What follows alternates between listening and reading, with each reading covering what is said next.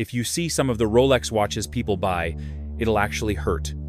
These are the Rolexes that look prestigious on your wrist, drain your bank account, and somehow still feel wrong. Collectors avoid them. Resale ignores them. And yet people keep buying them at retail. These aren't fake Rolexes or cheap ones. They're the worst Rolex decisions you can make. In this video, we're breaking down 12 Rolex watches only dumb money buy and what smart buyers choose instead. Number 12. Cellini, any configuration. The Cellini is Rolex's dress watch collection. That should tell you everything. Rolex built its empire on tool watches. Submariners that actually went diving. GMTs that pilots actually wore. Daytonas that racers actually used. The brand's DNA is sport, function, durability. Then there's Cellini. Leather strap, dress aesthetics, no oyster case, no water resistance to speak of. Everything that makes Rolex is absent. Different 2025 valuation data confirms the brutal reality. Cellini watches lose value more quickly than any other Rolex category. They face lower demand in the secondary market and greater availability at retail. Translation? Nobody wants them. Retail for a basic Cellini time ref. 50509, $18,500. Secondary market? You'll be lucky to get between $10,000 to $12,000. That's about a 35 to 40% depreciation the moment you walk out of the AD. Why does this happen? Rolex buyers want the Rolex design language. They want the oyster case, the Mercedes hands, the diving bezel, the Cyclops lens. Cellini offers none of that. It's a watch that looks like it should cost $8,000, but somehow retails for more because it says Rolex on the dial. If you want a dress watch at $18,500 retail, Patek Philippe Calatrava references start around $20,000 used with hand-finishing Rolex can't match. Vacheron Constantin Patrimony offers Geneva Seal certification and visible craft. A. Lange & Söhne makes movements you actually want to display through a caseback. Cellini gives you a leather strap and Rolex branding. That's it. The movement is hidden. The finishing is industrial.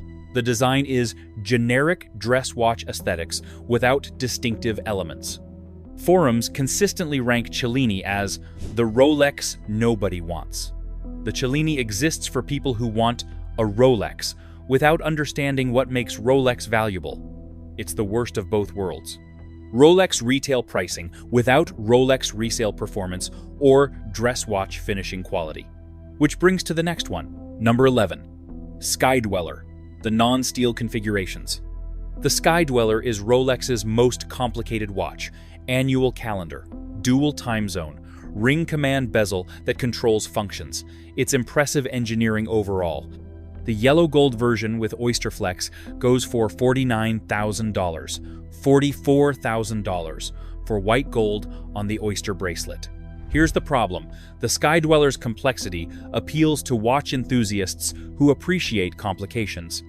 But watch enthusiasts who want annual calendars buy Patek Philippe, who invented them in 1996. Watch enthusiasts who want visible finishing buy brands where you can see hand beveling and Geneva striping through display casebacks. The Sky Dweller gives you technical complexity with Rolex's industrial finishing. You're paying $44,000 to $50,000 for a watch that looks like it cost $15,000 from across the room. Everest Band's 2025 data shows non-steel Sky Dwellers depreciate faster than steel sports models. The yellow gold Oyster Flex version ref, 326238, retailing at $49,000, trades on secondary markets for $35,000 to $40,000. That's $9,000 to $14,000 lost instantly. Even the white gold versions suffer. Its retail price is $44,000. Secondary $32,000 to $36,000. You're losing $8,000 to $12,000 the moment you leave the boutique. Why the brutal depreciation? The complication is clever but not visible. There's no exposed annual calendar mechanism like Patek's. There's no perpetual calendar with moon phases like haute horlogerie brands. You get a tiny month window at 12 o'clock and a date at 3 o'clock. That's it. For $44,000 to $50,000, collectors want more. They want Vacheron Constantine's hand-finished Maltese crossroader visible through sapphire. They want A, long and Sona's outsized date mechanism and beveled edges. They want Patek's ultra-thin annual calendar with visible complications. The Sky Dweller delivers Rolex reliability and Rolex industrial finishing at haute horlogerie pricing. That's a value mismatch the market punishes immediately. The Steel Sky Dweller Ref, 326934, $16,000. Retail performs better because it's priced rationally relative to its finishing. But gold Sky Dwellers? You're paying complication premium without the finishing to justify it. The Sky Dweller punishes gold buyers. Model number 10 punishes everyone who thinks bigger is always better. Number 10. Sea Dweller, especially two-tone variants. The Sea Dweller is 43 millimeters of overbuilt saturation diving capability that 99.9% of buyers will never use. It's got 1,220-meter water resistance, helium escape valve. Designed for commercial saturation divers living in underwater habitats for weeks, professionals working on oil rigs at crushing depths where helium molecules can penetrate watch cases during decompression. Unless you're working on deep-sea oil infrastructure or conducting scientific research in underwater laboratories, you don't need this watch. And the market knows it. 2025 analysis confirms the Sea Dweller, 43 millimeters, consistently trades below retail. Why? It's overshadowed by the Submariner. The Submariner does everything 99.9% of buyers need. 300-meter water resistance, which, by the way, recreational diving maxes at 40 meters. It has a 41 millimeters case that fits under dress shirt cuffs, an iconic design that's instantly recognizable. The Sea Dweller offers 1,220 meters of overkill in a case that's 7.7 millimeters thick. That thickness makes it wear like a hockey puck. Business shirts won't close over it. It's a specialist's tool being bought by generalists. Steel Sea Dweller Ref, 126600, goes for around $14,250 in retail and has secondary market value of $12,500 to $13,500. Consistent $750 to $1,750 loss. Now add two-tone to that equation, the Ref. 126,000. 603 inches steel and yellow gold. In retail, it costs $18,850. The watch combines niche saturation diving specs with luxury gold accents that make zero practical sense. You're not taking a two-tone watch to 1,220 meters. You're wearing it to signal wealth, but it's too thick and too niche for that purpose. Result? Brutal depreciation and a secondary market pricing of $15,500 to $16,500. You lose $2,350 to $3,350 immediately. Meanwhile, the Submariner date, $10,750, retail trades above retail at $11,500 to $12,500. The sub-buyer spent $8,100 less and made $750 to $1,750. The Sea Dweller buyer spent $8,100 more and lost $2,350 to $3,350. That's a $11,450 swing in outcomes for choosing the wrong model. Collector sentiment? Forums consistently ask, why buy a Sea Dweller when the Submariner does everything I need? Nobody has a good answer. The Sea Dweller is overkill, but at least it has practical uses. The next model is jewelry masquerading as a sporting wristwatch. Number 9. Diamond Heavy Rolex Sports Models. Factory Diamond Submariner, Diamond Daytona, Gem Set GMT Master 2. These watches take Rolex's most iconic sport models and cover them in diamonds. Retail prices soar to $40,000 to $60,000 plus dollars. The result? Something that pleases exactly nobody. Sport watch collectors want clean dials and tool watch credibility. They want watches they can wear diving, racing, traveling. They want scratches that tell stories. They want patina that proves authenticity. Diamonds destroy that entire aesthetic. A diamond Submariner isn't a dive watch anymore. It's jewelry shaped like a dive watch. You're not taking a $45,000 gem set watch into salt water. You're not letting it accumulate desk diving scratches. You bought a tool watch you can't use as a tool? Jewelry buyers want pieces where diamonds are the point. Just look at the Cartier, Panthère, Van Cleef, and Arpels complications, and Chopard Happy Diamonds, for example. Jewelry buyers want haute joyerie craftsmanship, where stone setting is an art form. They want designs created around diamonds, not diamonds added to existing tool watch templates. Rolex's diamond setting is competent, but not exceptional. It's factory production, not handcrafted art. The diamonds are well selected, but the setting patterns follow functional constraints. It can't interfere with water resistance, and can't compromise case integrity. So, the diamonds that look added, not integral. The data devastating. Factory gem-set Rolexes have a dedicated but smaller market. The narrower appeal and higher price tags mean you can typically buy these references below retail. Let that sink in. These are among the only Rolex sports watches available below retail consistently in 2025. Even during the market correction, when many Rolexes trade below retail, gem-set models trade at steeper discounts. A factory diamond set Submariner, Ref.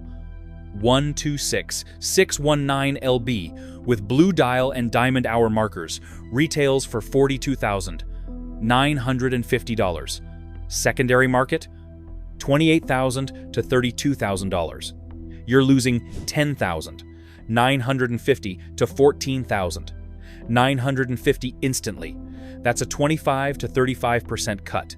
Diamond Daytona in white gold with gem set bezel, retail $96,100. Secondary $65,000 to $75,000. That's a loss of $21,100 to $31,100. Why such brutal depreciation? The collector market for these watches is microscopically small. You need someone who wants a Rolex specifically, not Patek, AP, or VC. Diamonds specifically, not clean steel. That exact diamond configuration, not custom. At that exact price point, competitive with alternatives. That Venn diagram has maybe 100 people globally. Meanwhile, a steel Submariner has 100,000 plus potential buyers. Diamond Bank warns that aftermarket diamonds are catastrophic, reducing value by up to 40%. But even factory diamonds tank resale because collector demand drops sharply. We can agree that diamonds destroy sport watch credibility. This next model destroys your wallet for different reasons. Number 8. Precious Metal Daytona at retail. Yellow gold Daytona goes for $44,500 in retail. White gold with ceramic bezel goes for $40,000 plus. Platinum with ice blue dial costs $80,000 plus. These are staggering price tags for watches, with the same movement as the steel Daytona, retailing for $16,000. The steel Daytona is unobtainable at retail. Waitlists measured in years. Secondary market pricing at $30,000 to $35,000, double retail. Gold Daytonas? Walk into any AD. They're available. No waitlist. Sometimes discounted. That price disparity tells you everything about demand. Watch Charts data from 2025 shows gold Daytonas trading below retail on secondary markets. A $44,500 yellow gold Daytona sells for $38,000 to $40,000 used. Why? Steel Daytona buyers want the iconic Paul Newman connection, the racing history, the tool watch credibility. The steel version delivers that at $16,000 retail if you can get it. Gold Daytona buyers are paying $44,500 for what exactly? Weight? The movement is identical. The dial is similar. You're spending $28,500 extra for gold that provides zero functional advantage and kills liquidity. Bob's Watches founder Paul Altieri, gold Daytona prices see far less explosive secondary market performance than steel, despite retail being nearly 3 times higher. Gold Daytonas cost 3 times steel, but deliver half the demand. Number 7. Suffers from a problem nobody wants their watch to have. Number 7. Yachtmaster 37. Certain configurations. The Yachtmaster 37mm occupies the worst possible middle ground. Too small for men who want presence. Too large for women who prefer 28 to 31mm sizes. Not the right proportions for anyone. The Yachtmaster 40mm is the collection's icon, perfect proportions, platinum bezel, and strong secondary market. It retails around $11,350 and trades near or above retail consistently. The YM 37mm retails around $10,600. In the secondary market, it costs $8,000 to $9,500. That's a consistent 10 to 15% depreciation. Watch charts shows the YM 37 with less demand than YM 40. It sells slower, and ADs can only sell one in around 45 to 60 days, compared to YM 40's sale per 30 days. The market has spoken. The 37mm is the wrong size for this design. You're buying a watch that doesn't fit the market's preferences, guaranteeing weaker performance. Wrong sizing kills the YM 37. Resale kills Model 6 for a very interesting reason. Number 6. Gold Datejust, non-iconic configurations. Full yellow gold Datejust retails between $35,000 to $38,000. The Day-Date 36 inches yellow gold does $40,000 to $43,000 in retail.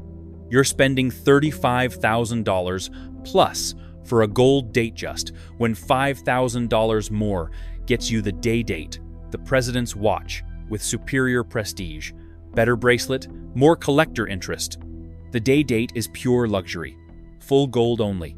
President bracelet, Rolex's flagship dress watch since 1956. The gold Datejust? It's the Datejust, Rolex's most mass-produced model in an expensive material.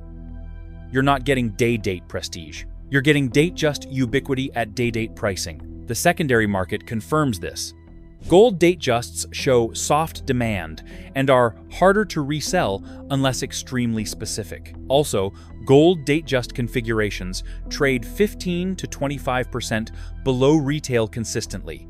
A $36,000 gold Datejust sells for $27,000 to $30,000 used. You lost $6,000 to $9,000 and you're still too close to Day-Date territory to justify the purchase. Gold Datejusts cost too much for what they deliver. Same goes for number 5 too. Number 5. Two-Tone Submariner. Steel Submariner no date is about $10,050 in retail, and it trades at $11,000 to $12,000 in the secondary market. Universal demand. Icon status. Perfect. Two-Tone Submariner goes for $17,650 retail and trades at $15,000 to $16,500 secondary. Confused identity. Weaker demand. The problem? The Submariner is a tool watch. It was designed for diving. It built its legend on rugged functionality. Gold accents contradict that entire purpose. You're not taking a two-tone watch diving. You're not beating it up on a NATO strap. You're wearing an expensive Submariner without the tool watch credibility. Everest Bands confirms steel subs crush two-tone demand. The market wants pure sport or pure luxury, not confused middle ground. The secondary market is brutal. You're paying $7,600 extra over steel for gold that immediately depreciates by about $1,150 to $2,650. Meanwhile, the steel version appreciates. Buy steel at $10,050 and it's immediately worth $11,000 plus dollars. Buy two-tone at $17,650, immediately worth $15,000 to $16,500. You spent $7,600 extra to lose $1,150 to $2,650. The steel buyer spent $7,600 less and made $950 plus dollars. Two-tone Submariners confuse tool watch identity. Number 4 destroys it completely. Number 4. Two-tone Explorer 36. The Explorer has one job: be the ultimate no-nonsense tool watch. Clean dial, Steel case, oyster bracelet, the watch that climbed Everest, pure function. Then in 2021, Rolex released the two-tone Explorer, steel and yellow gold. The collector reaction? Universal confusion. The Explorer's entire purpose is functional simplicity. It's the anti-luxury Rolex, the watch for people who don't want flash. Two-tone adds flash and more cash over the steel version, but adds nothing that Explorer buyers want. Result? The two-tone Explorer caused quite a stir, according to Chrono24, but not the good kind. It's universally panned by collectors, per forum consensus. The secondary market costs $10,500 to $11,200, while it goes for $11,750 retail. Watch charts shows the two-tone selling one piece in 40 days, while steel sells every 4 days, and appreciating less annually versus steel examples. The Explorer's soul is tool watch purity. Two-tone contradicts that soul. You bought the wrong version of an iconic watch. Two-tone Explorers betray tool watch heritage. Number 3 betrays common sense. Number 3, two-tone Datejust. Rolexes yellow gold. The two-tone yellow gold Datejust is Rolex's most mass-produced configuration, available at most ADs. Minimal waitlist, dozens of dial options, endless availability. The retail for 41mm goes for $14,400. On the secondary market, it costs between $11,000 to $13,500 depending on the dial. Everest bands is blunt. While stainless steel Datejusts frequently trade above retail, two-tone Datejusts tend to see weaker secondary market interest. Why? It's common, but not desirable. Steel Datejusts with fluted bezels and Jubilee bracelets are clean, classic, versatile. They work with suits and jeans. They age well. They're the Datejust at its purest. Two-tone adds visual weight and style specificity. It screams 80s investment bankers or trying too hard. Younger buyers reject it. Older buyers prefer steel or full gold. Result? The least collectible Datejust configuration. Sebastian Charles data reveals that two-tone Datejusts traditionally depreciate a bit more of retail after a short period because style preferences for two-tone have fluctuated over time. You're buying $14,400 worth of watch that immediately becomes $10,000 to $11,500. That's $2,900 to $4,400 lost for choosing the wrong metal combination. Meanwhile, steel Datejust 41 with fluted bezel, which costs $9,550. Retail trades at $12,000 to $14,000. 500 inches the secondary market. It trades above retail. Two-tone Datejusts depreciate consistently, but this model at number 2 depreciates catastrophically. Number 2. Yacht Master 2. Worst offender. The Yacht Master 2 is 44mm of pure regret. It's Rolex's only watch with a programmable countdown timer, specifically designed for regatta racing. The ring command bezel controls the 10-minute countdown synchronized with sailing race starts. It's mechanically astounding. It has a caliber 4,161 with over 360 components, but it is also completely useless. Unless you're competing in professional yacht regattas, you will never use this complication. Ever. It's like buying a Formula One car for grocery shopping. Technically brilliant, practically idiotic. Gray Market magazine calls it probably the most hated on Rolex in history, with its hulking 44mm diameter and name proudly written in capital letters on the bezel. Size, too large for 95% of wrists. Design, loud and divisive. Function, niche beyond niche. The steel version retailed for $19,000 originally, but as of 2024, it has been discontinued. In the secondary market, 2025, it is going for between $15,000 to $16,000 for steel. But it gets worse. Watch Chart's brutal data shows that the watch has dropped down by 11.5% in over 5 years. And while the overall Rolex index rose 1.8%, it performed 13.3% worse than the Rolex brand average. Everest Bands tries to spin it positively. The most compelling price point we've seen for this model in 5+ years. But I don't know what's positive about a watch that nobody wants, even at massive discounts. It takes forever to sell. ADs have to wait around a median selling time of 83 days.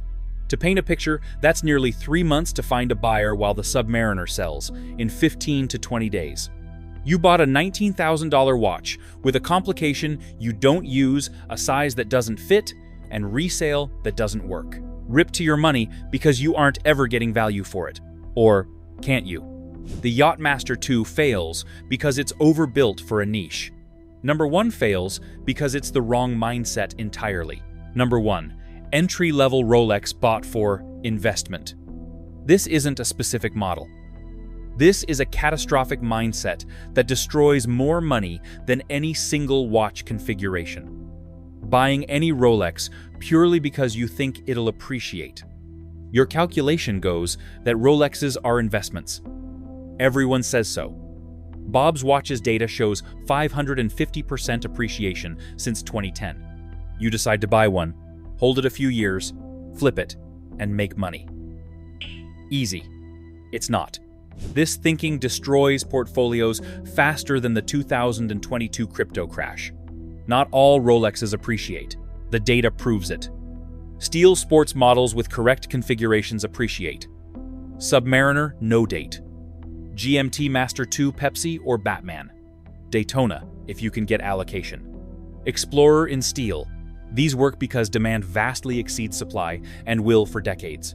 Everything else, massive depreciation risk that emotional buyers ignore until they try to sell. Diamond Bank warns explicitly.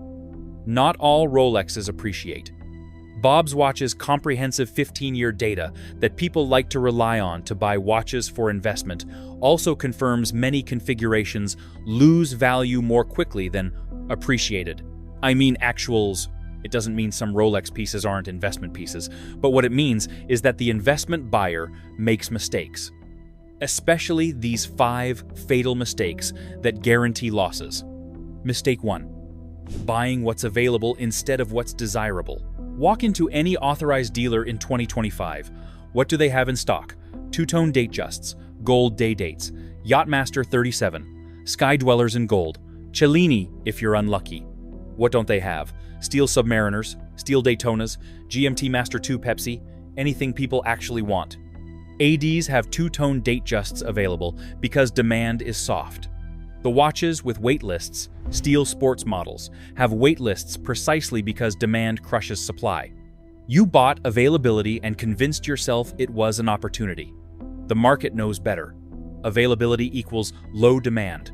Wait lists equal high demand. You chose wrong. Mistake 2. Paying retail for watches trading below retail.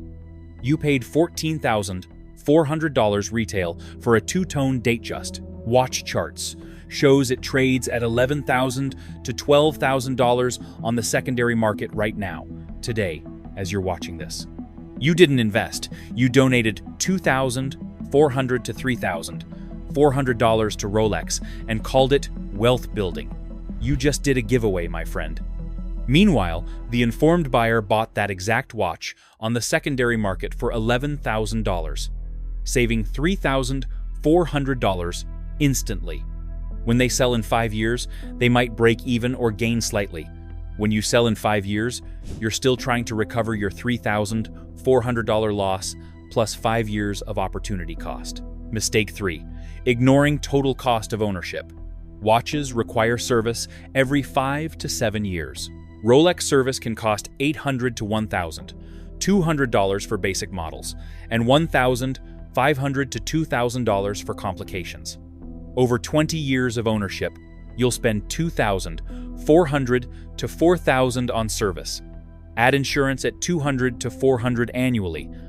That's another $4,000 to $8,000 over 20 years. So, total ownership cost $6,400 to $12,000 over 2 decades. Your watch needs to appreciate $6,400 to $12,000 just to break even on costs before you've made a penny. That's 45 to 85% appreciation required just to cover expenses for a $14,000 watch. Now add transaction costs.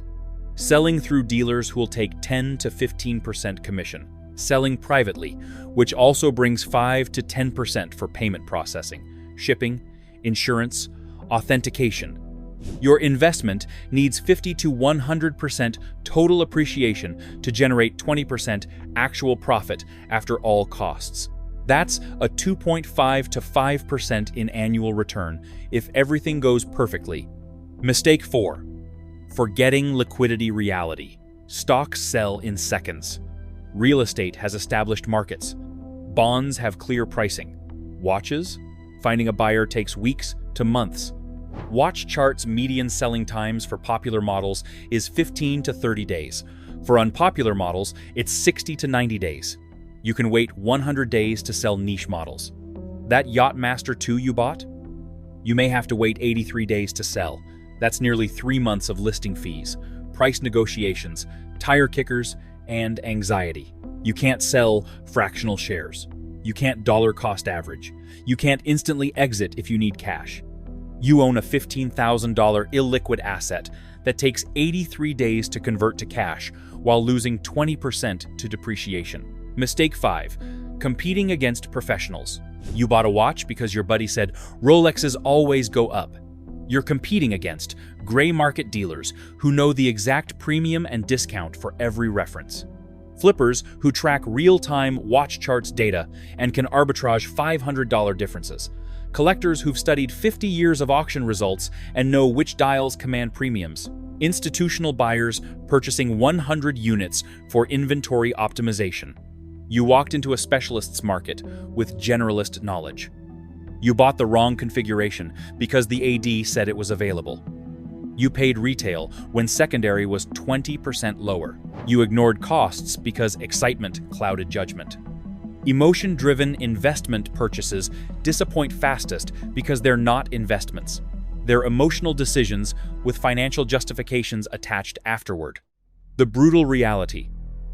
Successful Rolex investing requires knowing which specific references appreciate, waiting years for allocation, buying at optimal secondary market timing, and having capital to let the watch sit unworn while it appreciates.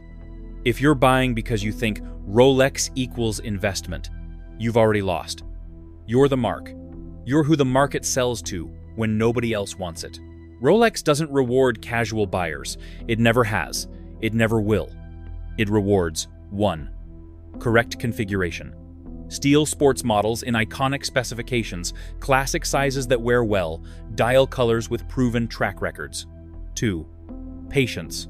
Waiting months or years for proper allocation instead of buying what's available today because you're impatient. 3. Understanding demand, not hype. Knowing which references serious collectors actually want versus which references YouTube influencers tell you to want. Most regret comes from buying the wrong Rolex, not buying Rolex at all. The watches on this list aren't poorly made. They're beautifully engineered with the same obsessive quality control Rolex applies to everything. They'll last generations if properly maintained. They tell perfect time within -2 plus 2 seconds daily. They're waterproof. They're reliable. But they punish buyers who choose availability over desirability because waiting feels impossible. Prioritize gold over steel without understanding market dynamics and buyer preferences. Buy sizes the market categorically rejects. I am looking at you, 37mm Yachtmaster and 44mm Yachtmaster 2. Add complications, they'll never use regatta timers, annual calendars without proper finishing. Think Rolex automatically means good investment without researching specific references. Mistake factory availability for market opportunity when it's actually low demand. If you want a Rolex that holds value, the formula is simple. Buy steel sports models in classic sizes. 36mm Explorer, 40mm, Submariner, 41mm Datejust, or Submariner Date. Get correct configurations. Fluted bezel plus Jubilee on Datejust, no date or ceramic bezel on Submariner. Avoid niche complications and oversized cases that limit your buyer pool. Wait for proper allocation instead of settling for what's available today. If you want maximum value and actual enjoyment, buy competitors that deliver 80% of the Rolex experience at 50% of the price. Omega Seamaster, Grand Seiko Spring Drive, Tudor Black Bay, and Cartier Santos are all brilliant watches. You can wear them daily without constant depreciation, anxiety, and resale calculations. Save $5,000 to $10,000 and invest the difference in actual appreciating assets. The 12 watches on this list teach one lesson that's worth far more than any individual watch. Rolex punishes uninformed decisions with brutal, mathematical efficiency. The market doesn't care about your excitement. It doesn't care that you've always wanted a Rolex. It cares about supply, demand, and configuration correctness. Now you're informed. You know which models to avoid and why. You know which alternatives deliver better value. You know the mistakes that cost 5 figures. Choose wisely. Your bank account depends on it. We've got more videos like this in the pipeline. Like this video and subscribe to this channel to always stay ahead of the curve.